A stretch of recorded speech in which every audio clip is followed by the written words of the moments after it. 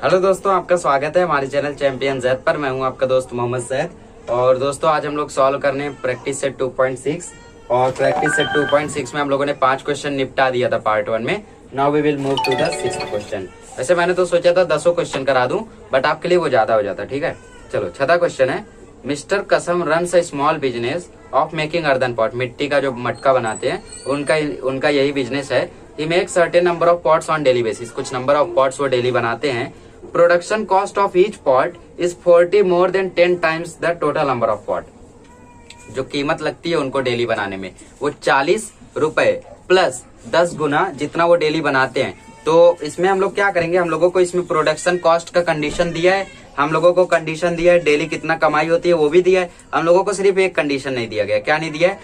Number of pots का। तो हम लोग इसमें नंबर ऑफ पॉट्स को ले लेंगे x। Let the number of pots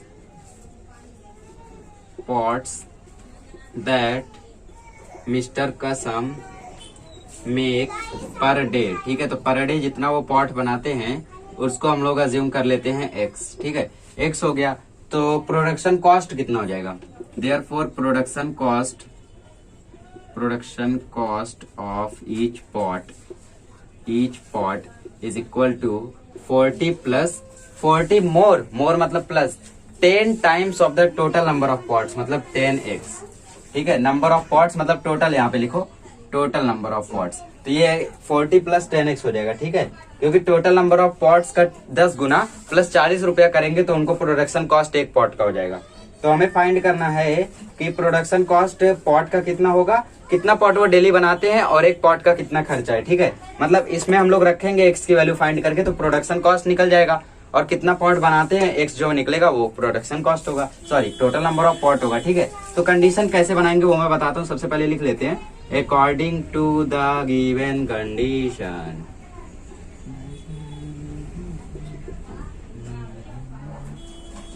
अब ध्यान से सुनो मेरी बात, समझ लो एक दुकान है। ठीक है, वहां पे एक पेन 2 रुपए की है। ठीक है, तो समझ लो इसमें क्या बोला है कि production cost of each pot is 40 plus 10x।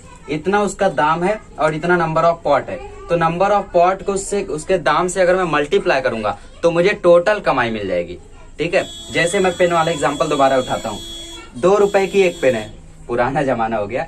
5 रुपए की एक पेन है। ठीक है, समझ लो मैंने 2 पेन लिया और 5 रुपए की एक थी, तो 2 into 5 किया तो मुझे कमाई मिल गई 10 रुपए। उस दुकानदार की कमाई हुई। प्रॉफिट मत देखो भाई, जितना मैं दिया उसकी बात कर रहा हूँ। 10 पेन मैंने लिया, एक पेन 5 की थी तो उसकी कमाई 50 हो गई। मतलब मैं क्या कर रहा हूँ, नंबर ऑफ पेन्स को टोटल कॉस्ट से, हर एक पेन के एक कॉस्ट से मल्टीप्लाई कर रहा हूँ। ये हो गया नंबर ऑफ पेन, ये हो गया कॉस्ट ऑफ ईच पेन। तो वही हम लोग यहाँ पे करेंगे, number of pot cost of each pot. आप बोलोगे सर कमाई कितनी हुई वो कैसे फाइंड करेंगे? दिया है टेक्स्ट बुक में 600 दिया ना, तो वही करेंगे। तो गिवन कंडीशन क्या है, नंबर ऑफ पॉट्स और ये 40 प्लस 10x उसका दाम, और कमाई कितनी हो रही है इससे 600 की। एग्जाम्पल समझा ना, जैसे मैंने 20 पेन लिया और 5 रुपए की एक पेन थी, तो नंबर ऑफ पेन हो गया ये क्या हो गया, ये हो गया नंबर ऑफ पेन्स और ये हो गया कॉस्ट ऑफ ईच पेन। तो वही यहाँ पे कर रहे हैं, number of pots into cost of each pot. Production cost बोलो या कॉस्ट बोलो एक ही बात है। अब ब्रैकेट ओपन करो तो ये हो जाएगा 40x plus 10x square is equal to 600। तो ये हो जाएगा 10x square plus 40x minus 600 is equal to 0। अब 10 से डिवाइड कर दो, कॉमन है। ठीक है, ताकि थोड़ा सा सरल हो जाए। तो डिवाइड बाय 10 ऑन bs, तो ये हो जाएगा x square plus 4x minus 60 is equal to 0। पहला और तीसरा नंबर मल्टीप्लाई किया, मिला 60। 10 6 जा करेंगे तो 4 भी आएगा 60 भी आएगा। अब इसको मैं यहाँ ले आके सॉल्व करता हूँ। ठीक है, x square plus 4x minus 60 is equal to 0। तो x स्क्वायर प्लस 10x और यहाँ पे माइनस है तो minus 4x minus 60 is equal to 0। 6x आएगा। ठीक है, क्योंकि 10 6 या 60 होता है। x कॉमन ले लिया तो अंदर बचा x प्लस 10, यहाँ पे x प्लस 10 है तो यहाँ पे भी x प्लस 10 होगा इज इक्वल टू 0। बचा क्या, 6 10 या 60 होता है तो माइनस 6 बचा। तो x minus 6 x plus 10 is equal to 0। तो x minus 6 is equal to 0 एक answer, x plus 10 is equal to 0 एक आंसर। ठीक है, therefore x is equal to 6 और x is equal to minus 10। But number of pots can never be negative, मतलब आपको हर एक answer में negative वाले को एलिमिनेट कर देना है। तो number of pot can never be negative. ठीक है, वो कभी नेगेटिव तो होते नहीं, आपने देखा तो मुझे कमेंट करके बताइए। Therefore x is equal to minus 10 is invalid. Invalid हो गया। तो total number of pot daily वो कितना बनाता है, 6 पॉट बनाता है। Total number of pots is equal to x is equal to 6। अब प्रोडक्शन कॉस्ट का कंडीशन है 40 प्लस 10x, तो कहाँ लिखूं मैं, मसला ही फंस जाता है हर एक क्वेश्चन के लास्ट में। तो प्रोडक्शन कॉस्ट दिख रहा है अच्छे से, आई थिंक दिख रहा है, ठीक है। Production cost of each pot is equal to 40 plus 10x था, x की वैल्यू निकली 6, तो 40 प्लस 10 इंटू 6, तो 10 इंटू 6 मतलब 60, 40 प्लस 60, तो आंसर मिल गया 100 रुपीज। तो 100 रुपए का एक पॉट बनाता था वो, ठीक है। इस तरीके से कर लीजिए। छठा क्वेश्चन ऐसा था, और आगे आने वाले क्वेश्चन बहुत ज्यादा इजी है। छठा वाला थोड़ा सा क्रिटिकल है, ठीक है, इसलिए मैंने अपना बेस्ट दिया इसको सिखाने में। कर लीजिए, फिर करते हैं अगला क्वेश्चन। क्वेश्चन नंबर 7 आप लोगों को लीनियर इक्वेशन में लास्ट वाला क्वेश्चन था, उससे रिलेटेड है।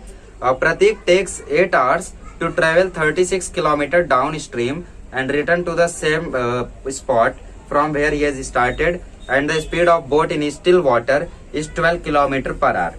Find the speed of water current. मतलब जो समुद्र, जो पानी की लहरें दौड़ रही हैं, उनकी जो स्पीड है वो कितनी है, वो हम लोगों को फाइंड करना है, ठीक है। तो वाटर की जो स्पीड है वो स्टिल वाटर में 12 किलोमीटर पर आ रहा है, ठीक है। तो 36 किलोमीटर वो डाउन स्ट्रीम में आया और 36 किलोमीटर अप स्ट्रीम में गया, ठीक है। डाउन स्ट्रीम मतलब इस तरीके से नीचे के साइड, अप स्ट्रीम मतलब ऊपर की साइड, ठीक है। और जो यहाँ पे वाटर करंट है, वाटर की जो स्टिल वाटर मतलब कि जब पानी रुका हुआ है तो उसकी स्पीड कितनी है, 12 किलोमीटर। बट नीचे जाते टाइम, ऊपर आते टाइम कुछ ना कुछ पानी की स्पीड रही होगी, तो हम लोगों को वही फाइंड करना है। स्पीड ऑफ वाटर करंट, जो पानी की स्पीड है वो अभी कितनी है, जब वहां पे थोड़ी हलचल होने लगी, जब उसका जो फ्लो है वो थोड़ा सा ज्यादा कम होने लगा, तो उसकी स्पीड कितनी हो गई, ये हम लोगों का क्वेश्चन है, ठीक है। तो इसको हम लोग, वो स्पीड वाला फॉर्मूला था ना, उसको हम लोग यहाँ पे अप्लाई करेंगे और उससे फाइंड करेंगे।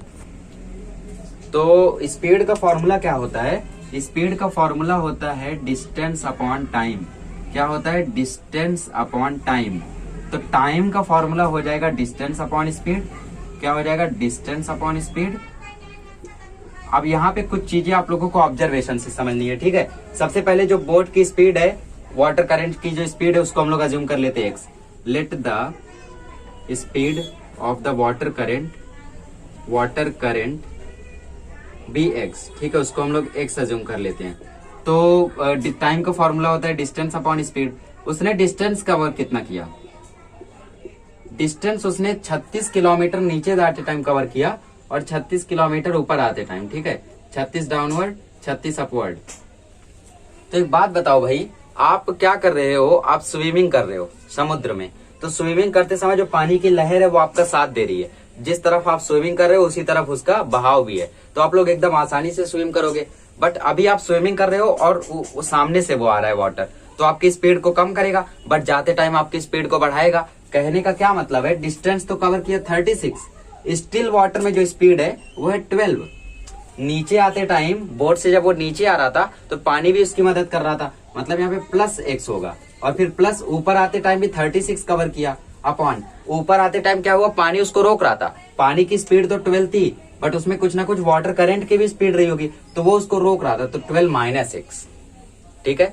जाते टाइम उसकी स्पीड को वो बढ़ावा दे रहा था, आते टाइम उसकी स्पीड को रोक रहा था। तो 36 upon 12 plus x, 36 upon 12 minus x। Distance upon speed ये हो गया। टोटल टाइम उसको कितना लगा है, 8 आवर्स। तो टोटल टाइम लगा, इसलिए हम लोग दोनों को प्लस करके इज इक्वल टू लिखेंगे 8 आवर्स। बस अब इसको आप लोग सॉल्व कर लो, आपको आंसर मिल जाएगा। सर बहुत बड़ा है, थोड़ा छोटा करके दो ना, मैं सॉल्व करके देता हूँ। देखो क्रॉस मल्टीप्लाई करेंगे, ठीक है। तो करो 36 को 12 माइनस x से, फिर प्लस 36 को 12 प्लस x से, ठीक है। और अपॉन ये a plus B, a minus B हो जाएगा, तो ये हो जाएगा 12 स्क्वायर माइनस x स्क्वायर, ठीक है। 8 इज इक्वल टू 36 12 जा कितना होता है, थोड़ा सा लंबा बनेगा बट इजी है। 36 12 जा 2 6 जा 12, 2 3 जा 6, 1 6 जा 6, 1 3 जा 3, 2 3 4, तो ये हो गया 432 minus 36x plus 432 plus 36x upon 144 minus x square, ठीक है। तो 432 प्लस 432 माइनस 36x और प्लस 36x तो हम लोगों का कट गया, तो 432 कितना होता है, 8 इज इक्वल टू 432 होता है 864 अपॉन 144 माइनस एक्स स्क्वायर, ठीक है। अब यहाँ पे क्या होगा कि ये हम लोगों का इससे मल्टीप्लाई हो जाएगा, तो ये हो जाएगा 144 माइनस एक्स स्क्वायर बाहर 8 इज इक्वल टू 864। अच्छा एक काम करो, 8 जाता है क्या, 864 8 से डिवाइड होता है क्या, 108 जा, तो हम लोग इन दोनों को हम लोग 8 से डिवाइड कर देंगे। यहाँ पे ये एक ही टर्म है, क्योंकि 8 इससे मल्टीप्लाई हो रहा है तो ये एक ही टर्म है, तो यहाँ पे 8 कट हो जाएगा, यहाँ पे ये कट हो जाएगा, सिंपल इक्वेशन मिल जाएगा। ठीक है, therefore divide by 8 on both side. ठीक है, 8 से यहाँ डिवाइड करोगे तो बचेगा 144 माइनस एक्स स्क्वायर, और यहाँ बचेगा 108। देखो डायरेक्ट आंसर मिल गया, 144 minus X square is equal to 108 minus X square is equal to 108 minus 144 minus X square is equal to minus 36, minus minus cut गया तो X is equal to plus minus root 36, तो X is equal to plus minus 6, X की value आएगी 6 या फिर X की value आएगी minus 6। Therefore speed of the water can never be negative. Speed of water या फिर स्पीड डायरेक्ट लिखो। स्पीड को कभी ऐसा देखा है सर मैं आज -6 किलोमीटर पर आवर की स्पीड से एक्सेलरेट कर रहा था, गलत, पॉजिटिव होता है हमेशा। ठीक है, तो speed can never be negative. ठीक है, आपको पता है क्या लिखना है। Therefore X is equal to -6 is invalid, ये हम लोगों का इनवैलिड हो गया। Therefore the speed of the water current X है, एक्स मतलब वो 6 हो जाएगा। Speed of the water current is equal to X is equal to 6 kilometre per hour. ठीक है, पूरी यूनिट लगा दो, तो x किलोमीटर पर आवर यहाँ पे भी लिख दो, वरना आपका आधा मार्क्स कट हो सकता है। ठीक है, तो हम लोगों ने निकाला कैसे, ये समझ में आया कैसे हुआ। इसके आगे हो सकता है ना समझो, इसको इससे मल्टीप्लाई किया तो ये मिला, इसको इससे मल्टीप्लाई किया ये मिला, a plus B a minus B हुआ तो ऐसा लिख दिया। फिर 36x कट गया तो सिंपल इक्वेशन मिला। फिर यहाँ 8 इसके साथ था, 864 भी 8 से डिवाइड हो रहा था तो थोड़ा सा सिंपल कर दिया। डिवाइड नहीं भी करते, आगे जाके सॉल्व करते तो भी आंसर मिलता, तो ये सिंपल हो गया। तो हम लोगों को ये मिला, इसको सॉल्व किया तो हम लोगों को आंसर मिला 2 प्लस और माइनस, बट स्पीड कभी नेगेटिव होती नहीं है। थोड़ी सी रोने की आवाज आ रही है, बच्चे लोग थोड़ा रो रहे हैं। ठीक है, तो x इज इक्वल टू -6 हम लोगों का इनवैलिड हो गया और x इज इक्वल टू 6 हम लोगों का करेक्ट आंसर हो गया। तो स्पीड क्या थी वाटर करंट की, x थी तो वो 6 हो गई। तो जाते टाइम, नीचे जाते टाइम वो 18 होगा, ऊपर आते टाइम उसका 6 हो जाएगा। ठीक है, और ये 18 क्रॉस चेक करो, देखो 8 इज इक्वल टू 36/18 हो जाएगा और इधर 36/6 हो जाएगा। तो ये 18 2 जा, ये 6 6 जा, 2 + 6 8 इज इक्वल टू 8, मतलब आंसर करेक्ट है। इस तरीके से आप लोग क्रॉस चेक कर सकते हो। चलिए अगला क्वेश्चन करते हैं, इसको लिख लीजिए। तो गाइस क्वेश्चन नंबर 8 है, Pintu takes 6 days more than those of Nishu to complete a certain work and when they work together they can finish the work in 4 days। ठीक है, तो आपको 2 कंडीशन है, क्वेश्चन की बात नहीं कर रहा हूँ। देखो कभी भी आपको जब वर्क वाला क्वेश्चन आए या टाइप वाला क्वेश्चन आए तो ऐसी हालात में आप लोग उसमें रेसिप्रोकल लोगे। रेसिप्रोकल मतलब 1/x + 1/x + 4 1/x + 5 ऐसा लिए थे ना हम लोग थोड़ी देर पहले।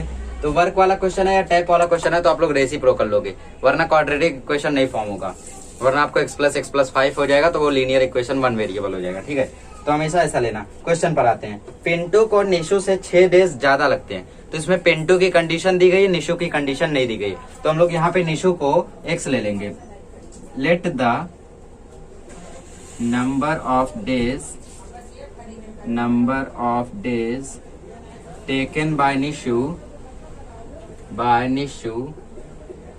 to complete a certain work be x days. Complete a certain work be x, इसको हम लोग x days ले लेते हैं। ठीक है, तो निशु का कितना हो जाएगा, देयरफॉर पिंटू को कितना लगता है भाई, x + 6, क्योंकि 6 days ज्यादा लगते हैं निशु से, ये निशु का और ये 6। ठीक है, x + 6 days। अब कंडीशन बना लो, और अगर साथ में करते हैं तो वो कंप्लीट कर सकते हैं 4 days में, मतलब x + 6 सबको प्लस करेंगे तो वो 4 मिल जाएगा। ठीक है, बट रेसिप्रोकल में लेंगे तो देखो कैसे लेंगे, पहले लिखो according to the given condition. तो ये क्या हो जाएगा, हम लोग रेसिप्रोकल में लेंगे।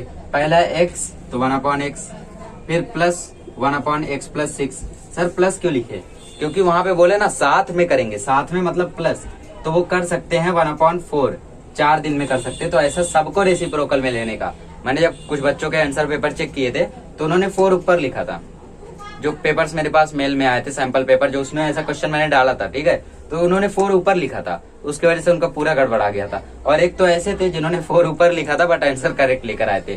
ठीक है, मैं भी मान गया उनको, भाई ऐसे बच्चे भी होते हैं। ठीक है, अब इनको करो, 1 को x + 6 से तो x + 6, फिर 1 को x से तो +x, फिर अपॉन ये हो जाएगा x + 6 इज इक्वल टू 1/4। अब x प्लस एक्स ये हो जाएगा 2x प्लस 6 और नीचे हो जाएगा एक्स स्क्वायर प्लस 6। तो अब इसको क्रॉस मल्टीप्लाई कर दो तो ये हो जाएगा एक्स स्क्वायर प्लस 6x 1 से जब होगा और 4 यहाँ मल्टीप्लाई होगा, ठीक है। तो ये हो जाएगा x square plus 6x is equal to 8x plus 24। अब x square plus 6x minus 8x minus 24 is equal to 0। तो ये हो गया x square minus 2x minus 24 is equal to 0। पहला और तीसरा नंबर मल्टीप्लाई किया आया 24। कोई ऐसा नंबर चुनो कि 2 आना चाहिए। आई थिंक 6 4 जा, जी हाँ।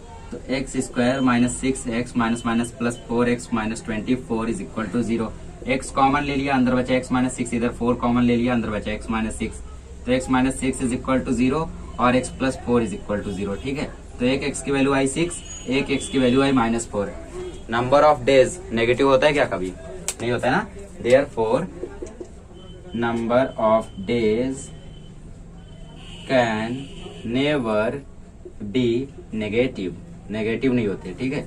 Therefore x is equal to minus 4 is invalid.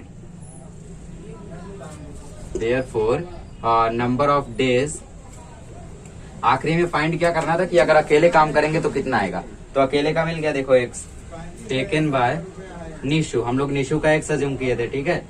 Is equal to x is equal to 6 days और पिंटू को लगता है इससे 6 दिन ज्यादा, ठीक है। 6 दिन ज्यादा लगता है, मतलब Pintu takes is equal to 6 plus x. तो ये हो जाएगा 6 प्लस 6, तो ये हो जाएगा 12 दिन। तो पिंटू को 2 गुना लगता है चिंटू से, निशु से, ठीक है। कंडीशन में रख दो। कंडीशन क्या बोलती है? अगर साथ में काम करेंगे तो 4 दिन में खत्म कर देंगे, ठीक है। तो यहाँ पे ये हो जाएगा 6 और ये हो जाएगा 12। 1/6 प्लस 1/12, देखो 1/6 प्लस 1/12। तो इधर 2 से मल्टीप्लाई करो, इधर भी 2 से मल्टीप्लाई करो, तो 2/12 प्लस 1/12। तो ये जाएगा 2 प्लस 1/12, तो ये जाएगा 3/12। 3 1 3 4 12, 1/4 1/4 करेक्ट है आपका आंसर, ठीक है। इस तरीके से लिख लीजिए। फिर करते हैं दोनों क्वेश्चन बचे हुए, काफी इजी है वो सब भी। तो गाइस क्वेश्चन नंबर 9 आपकी स्क्रीन पर लिखा हुआ है, आप भी रीड करिए, मैं भी रीड करता हूँ, हम सब रीड करते हैं। If 460 is divided by natural number, the coefficient is 6 more than 5 times the divisor and remainder is 1, find the divisor. देखो समझ लो मैं यहाँ पे 4 को डिवाइड कर रहा हूँ 2 से, तो 2 2 जा 4, इधर 0। अब देखो कॉन्सेप्ट समझो, ये जो ऊपर लिखा है ना जिससे हम लोग डिवाइड किए, इसको बोलते हैं कोएफिशिएंट, और जिसने डिवाइड किया वो होता है डिवाइजर, और ये होता है हम लोगों को जिसको डिवाइड किया उसको बोलते हैं डिविडेंड, और जो लास्ट में आंसर मिलता है उसको बोलते हैं रिमाइंडर। तो इन सभी को लेके एक फॉर्मूला बनता है। क्या होता है वो formula? Dividend is equal to divisor into coefficient plus remainder. अगर हम लोगों को डिविडेंड दिया, सॉरी डिवाइजर, कोएफिशिएंट और रिमाइंडर दिया तो हम लोग डिविडेंड फाइंड कर सकते हैं। देखो कैसे, डिवाइजर है 2 इंटू कोएफिशिएंट है 2, तो 2 2 जा 4 प्लस 0, यहाँ पे 4 हो गया और डिविडेंड क्या है 4 है। तो इस तरीके से हम लोगों का फॉर्मूला होता है, इसको हम लोगों ने 8th में सीखा है, आपको नहीं याद होगा बात अलग है। तो यहाँ पे वही कॉन्सेप्ट लगने वाला है। यहाँ पे क्या बोला है, 460 अगर डिवाइड होता है एक नेचुरल नंबर से, तो जो कोएफिशिएंट होगा वो 4 ज्यादा आएगा डिवाइजर के 5 गुना के। तो हम लोगों को कोएफिशिएंट की कंडीशन दी गई है, रिमाइंडर की कंडीशन दी गई है, सॉरी डिविडेंड दिया गया है, हम लोगों को डिवाइजर का कुछ नहीं दिया गया और डिवाइजर फाइंड करना है। तो फाइंड करना है और कोएफिशिएंट भी फाइंड करना है, बट कोएफिशिएंट का कंडीशन दिया गया और डिवाइजर का नहीं दिया गया है। तो हम लोग डिवाइजर को अज्यूम कर लेते हैं x। लेट फाइनली मुझे मार्कर चेंज ही करना पड़ेगा। Let the divisor be x, ठीक है, उसको x अज्यूम कर लो, कंडीशन में रख दो। डिविडेंड क्या है 460, डिवाइजर है x, कोएफिशिएंट बोला है 6 मोर मतलब 6 प्लस 5 टाइम्स मतलब 5x, प्लस रिमाइंडर है 1, ठीक है। और यहाँ पे लिखना है according to the given condition, according to the given condition, ठीक है। और साथ ही में कोएफिशिएंट वाला यहाँ पे लिख लेना कि डिवाइजर ये हो गया तो कोएफिशिएंट हो जाएगा 6 प्लस 5x, ठीक है, क्योंकि 6 मोर देन 5 टाइम्स बोले तो 460 ऐसे ही रहने दो। ये हो जाएगा 6x, ये हो जाएगा 5x स्क्वायर, ये प्लस 1, सबको वहीं रहने दो। 5x square plus 6x plus 1, 460 को वहां लेकर जाओ तो ये इज इक्वल टू 0 हो गया। तो 5x square plus 6x minus 459 is equal to 0, ठीक है। अब इसको सॉल्व कर लो, आंसर मिल जाएगा। सॉल्व कर लोगे, बहुत बड़ा नंबर है सर, करवा दीजिए। करवाई तो रहा हूँ कब से देखो। तो 459 इंटू 5 करो पहले, तो ये आ जाएगा 5 9 जा 45, 5 5 जा 25, 5 4 जा 20, 2295 मिला। अब इसका कोई ऐसा डिवाइजर ढूंढो कि 6 आए प्लस माइनस करने पे, मुश्किल है, फिर भी ट्राई करते हैं। 2, 11, 4, 5 से ये डिवाइड होगा, 2 से नहीं होगा। 5 4 जा 20, 5 5 जा 25, 5 9 जा 45, ठीक है। और फिर डायरेक्ट 459 आ गया, 3 से होगा 153, और फिर ये भी 3 से होगा 51, फिर ये भी 3 से होगा 17, फिर ये 17 से होगा 1। प्लस माइनस करने पे 6 आना चाहिए। देखो 17 3 जा 51 और ये 45, इन तीनों को करें तो ये हो गया 45 और इन दोनों को करें तो 51।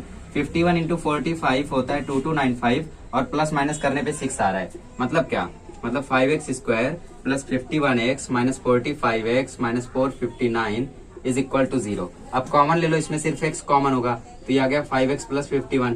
इसमें 45 सिर्फ कॉमन होगा तो ये आ जाएगा x प्लस 51, ठीक है। क्योंकि 51 और 45 को हम लोग मल्टीप्लाई करेंगे 5x आएगा, सॉरी यहाँ 9 कॉमन होगा, ठीक है। 9 कॉमन होगा तो 5x आएगा, क्योंकि जो यहाँ है वही यहाँ है। और 9 5 जा 45 और 9 51 जा 459 होता है, ठीक है। अब x माइनस 9 और 5x plus 51 is equal to 0। ये वाला तो नेगेटिव आने वाला है, ठीक है, क्योंकि 5x is equal to minus 51 हो गया, देयरफॉर इट इज इनवैलिड। तो जो इनवैलिड है उससे अभी कोई मतलब रखना ही नहीं है, ठीक है। और x minus 9 is equal to 0, therefore x is equal to 9। मतलब डिवाइजर कौन था, डिवाइजर था 9, ठीक है। तो यहाँ पे लिखेंगे divisor is equal to x is equal to 9। और कोशेंट क्या है, कोशेंट है 6 प्लस 5x, तो ये हो जाएगा 6 प्लस 5 इंटू 9, तो ये हो जाएगा 6 प्लस 54, तो ये हो जाएगा 60। कोशेंट 60 है, डिवाइजर ये है। रीचेक करना है, देखो ऐसे करोगे। 460 डिविडेंड था 460, डिवाइजर कौन निकला है, डिवाइजर निकला है 9।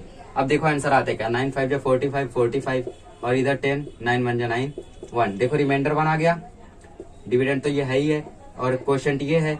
और कोशेंट क्या है, 5 plus 5 times the device, 6 plus 5 times the, तो 5 टाइम्स इसका 45 हो गया, डिवाइजर का 5 टाइम्स 45 हो गया प्लस 6, 51 आ रहा है, यहाँ पे भी 51 है, ठीक है। इस तरीके से आपका ये करेक्ट हो गया। कर लीजिए इसको, फिर करते हैं हम लोग 10वां क्वेश्चन। गाइस क्वेश्चन नंबर 10 आपकी स्क्रीन पर लिखा हुआ है, रीड करिए और साथ ही यहाँ पे भी देखिए, ठीक है। उसमें हम लोगों को उसकी साइड्स जो है, जो इक्वल साइड्स है वो लेंथ दिया है x-2, उसकी हाइट का लेंथ दिया है x-4, उसका नीचे वाला साइड का दिया है 2x प्लस 1 और ऊपर वाला दिया है x। तो ट्रेपीजियम का फॉर्मूला क्या होता है, ट्रेपीजियम का फॉर्मूला होता है area of trapezium is equal to half into sum of length of parallel sides into height. ये हम लोगों का फॉर्मूला होता है। तो half into S1 plus S2 भी इसको हम लोग बोलते हैं, ठीक है। अभी पैरेलल कौन है, पैरेलल है AB पैरेलल टू CD, ऐसा हम लोगों को क्वेश्चन में दे के रखा है, ठीक है। तो AB और CD हम लोगों का पैरेलल हो गया, ठीक है। तो x प्लस 2x प्लस 1 यहाँ पे आएगा, x प्लस 2x प्लस 1 और हाइट है x माइनस 4। अब इसको सॉल्व कर लो तो ये हो गया हाफ, अंदर बचा है 3x प्लस 1 और इधर बचा है x माइनस 4, ठीक है। ये हम लोगों ने फॉर्मूले में वैल्यू पुट कर दी और हम लोगों को ट्रेपीजियम का एरिया देके रखा है, क्या दिया है 33, ठीक है। तो 33 हो गया। अब ये 2 का इधर मल्टीप्लाई कर दो, ये हो गया 66 और इधर ब्रैकेट ओपन कर दो, 3x square plus x minus 4, 3 या 12x माइनस 4, ठीक है। तो ये हो गया 66 is equal to 3x square minus 11x minus 4। 66 को वहां लेकर जाओ तो 3x square minus 11x minus 4 minus 66 is equal to 0। तो 3x square minus 11x minus 70 is equal to 0। 370 जो होता है 210, 210 के लिए कोई ऐसा नंबर चुनो कि प्लस माइनस करने पे 11 आए, 2110 जा। तो ये हो जाएगा 3x square minus 21x plus 10x minus 70 is equal to 0। 3x यहाँ से कॉमन लिया तो अंदर बचा x माइनस 7, 10 यहाँ से कॉमन लिया अंदर बचा x minus 7 is equal to 0। 3x plus 10 is equal to 0, 3x is equal to minus 10, ये माइनस में आ गया, देयरफॉर इट इज इनवैलिड, ठीक है। जो इनवैलिड है उसकी बात अभी खत्म करो, आप समझ गए हो क्या स्टेटमेंट डालना है। और x minus 7 is equal to 0, therefore x is equal to 7, x is equal to 7 correct value है। तो साइड्स में पुट कर दो। हमें क्या फाइंड करना है, हमें फाइंड करना है ABCD और ADBC, ठीक है। तो AB क्या हो जाएगा हम लोगों का, AB है x, AB is equal to x is equal to 7 centimetre और AB फिर CD कितना है, CD है 2x प्लस 1, मतलब 2 इंटू 7 प्लस 1, यह आ जाएगा 15 सेंटीमीटर। फिर आपका AD फाइंड करना है is equal to BC find करना है is equal to x minus 2, दोनों कॉन्ग्रेंट है तो 7 माइनस 2 ये रहेगा 5 सेंटीमीटर। इस तरीके से आप एक्टिविटी में फिल कर लीजिए, काफी इंपॉर्टेंट क्वेश्चन है, 3 मार्क का है, 2 मार्क का आपको एक्टिविटी में पूछ सकता है। तो गाइस इस तरीके से प्रैक्टिस सेट 2.6 हम लोगों का फाइनली खत्म हुआ। अगले लेक्चर में मिलेंगे तो हम लोग प्रॉब्लम सेट चेक करेंगे, ठीक है।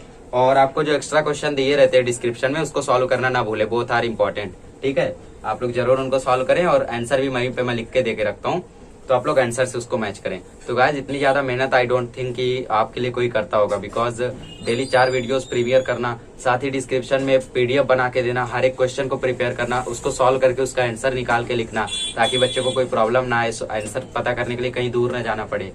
सो गाइस मैं इतना सपोर्ट करता हूँ, आप भी थोड़ा सपोर्ट करिए, सब्सक्राइब बटन क्लिक करिए और साथ ही में जब भी वीडियोज आए 1-2 कमेंट डालिए। वीडियोस में अगर कोई प्रॉब्लम है तो जरूर बताइए, ताकि मैं प्रॉब्लम को सुधार के थोड़ा वीडियोस अच्छा बना सकूं, ठीक है। चलिए जुड़े रहिए हमारे चैनल से, मिलते हैं अगले लेक्चर में। अगले लेक्चर में सॉल्व करेंगे प्रॉब्लम सेट।